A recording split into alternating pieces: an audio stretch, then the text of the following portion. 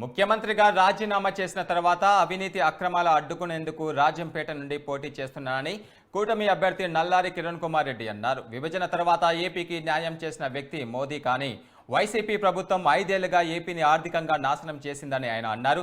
పెద్దిరెడ్డి కుటుంబం అవినీతి పరులని, తప్పుడు బిల్లు ఎలా సమర్పించాలి వారికి బాగా తెలుసని అన్నారు.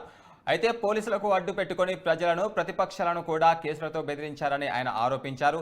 తిరుపతి ఉప ఎన్నికల్లో 35,000 దొంగ ఓట్లను ఎక్కించారన్నారు. ఇప్పుడు ఈసీ ప్రత్యేక చొరవ చూపెట్టాలని కిరణ్ కుమార్ రెడ్డి అన్నారు. కేవలం ఈ అరాజకాన్ని, ఈ కరప్షన్ని, వీళ్ళని మట్టి కరిపించేదానికే నేను పార్లమెంట్ పోటీ చేయటం జరుగుతూ ఉంది. మోడీ గారు 10 సంవత్సరాలు ప్రధానమంత్రిగా, 12 సంవత్సరాలు గుజరాత్ ముఖ్యమంత్రిగా ఒక్క అవినీతి మచ్చ లేని నాయకుడు మోడీ గారు.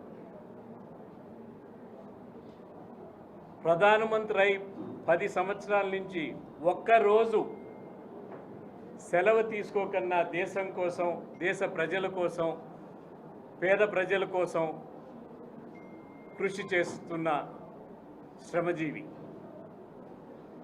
ఇక్కడే కాదు, ప్రపంచవ్యాప్తంగా భారతీయులంటే గర్వపడే విధంగా, భారతదేశ పౌరులంటే వాళ్ళు తలెత్తుకునే విధంగా ప్రపంచ దేశంలో ప్రతి దగ్గర కూడా ఆయనకు అంత గౌరవం తీసుకొని రావటం జరిగింది.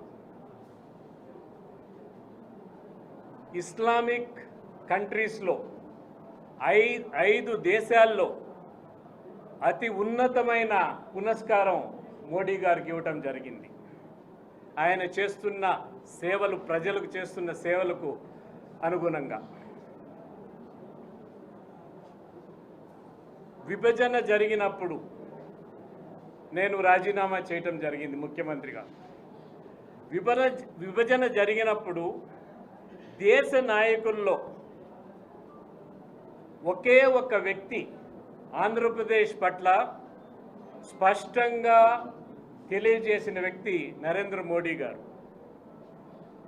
మాకు మార్కే బచ్చాకు పైదా కర్రే అని చెప్పారు. అంటే తల్లిని చంపి కేవలం ఈ అరాజకాన్ని